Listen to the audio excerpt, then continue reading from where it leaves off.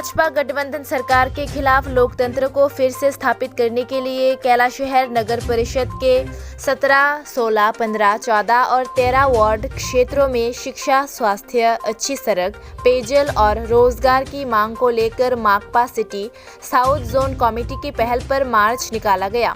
पदयात्रा का नेतृत्व विधायक मुबस्सर अली, सीपीआईएम नेता कांतिलाल देव, विश्वरूप गोस्वामी, प्रभाकर सिन्हा, अंजन रॉय और कई अन्य लोगों ने किया। जुलूस शहर के विद्यानगर इलाके से शुरू होकर नगर परिषद के विभिन्न इलाकों से होते हुए वार्ड नंबर 13 के साइफोन बाजार में समाप्त हुआ। मार्च में रिकॉर्ड संख्या में पार्टी कार्यकर्ता और समर्थक शामिल हुए। मार्च के बाद विधायक मुबस्सर अली ने मीडिया से कहा कि प्रदेश में भाजपा सरकार वास्तव में सुशासन के नाम पर कुशासन चला रही है। आए दिन प्रदेश में कहीं न कहीं नाबालिगों के साथ दुष्कर्म हो रहे हैं। विपक्षी पार्टी के कार्यकर्ता समर्थकों को पीट रहे हैं और घर घर हमले कर रहे हैं। नतीजतन प्रदेश की आम जनता भाजपा सरकार से काफ़ी नाराज है। इसलिए आने वाले 2023 के विधानसभा चुनाव में राज्य में वामपंथी सरकार की स्थापना के लिए पार्टी द्वारा प्रतिदिन कैलाशहर अनुमंडल सहित पूरे प्रदेश में छोटे छोटे जुलूस निकाले जा रहे हैं। विधायक मुबस्सर अली ने कहा,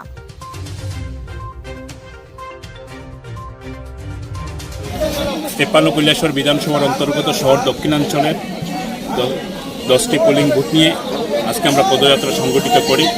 অঞ্চল এলাকার প্রায় 6 কিলোমিটার পথ পরিক্রমা করে পদযাত্রা এখানে এসে শেষ হয়েছে। মূলত রাজ্যের মধ্যে গণতন্ত্র পুনরুদ্ধার, আইনের শাসন প্রতিষ্ঠা, কাজ, খাদ্য এবং বেকারের কর্মসংস্থানের দাবিতে আমরা এই পদযাত্রা সংগঠিত করছি। আমাদের বিধানসভা এলাকায় এ ধরনের কিছু পদযাত্রা হয়েছে সংগঠিত ইতিমধ্যেই। আমরা সর্বমোট 60টি ছোট আকারের পদযাত্রা সংগঠিত করব। তারপরে আমরা সেন্ট্রালি বিধানসভা ভিত্তিক পদযাত্রা আমরা সংগঠিত করব। মূল বিষয় হচ্ছে রাজ্যের বিজেপি আইপিএফটি জোটের সরকার রাজ্যের মধ্যে ক্ষমতায় অধিষ্ঠিত হয়েছে। 2018 সালের নির্বাচনের প্রাককালে যে প্রতিশ্রুতি দিয়ে তারা ক্ষমতার মধ্যে এসেছিল, আজকে সেই প্রতিশ্রুতির ধারে কাছেও সেখানের মধ্যে তারা নেই। কাজেই আমরা প্রতিটা ঘরে, প্রতিটা পাড়ায় পাড়ায় মানুষের কাছে যাচ্ছেন আমাদের কমরেডসরা এবং সাধারণ মানুষকে এই বিষয়গুলো আমরা বলবার চেষ্টা করছি।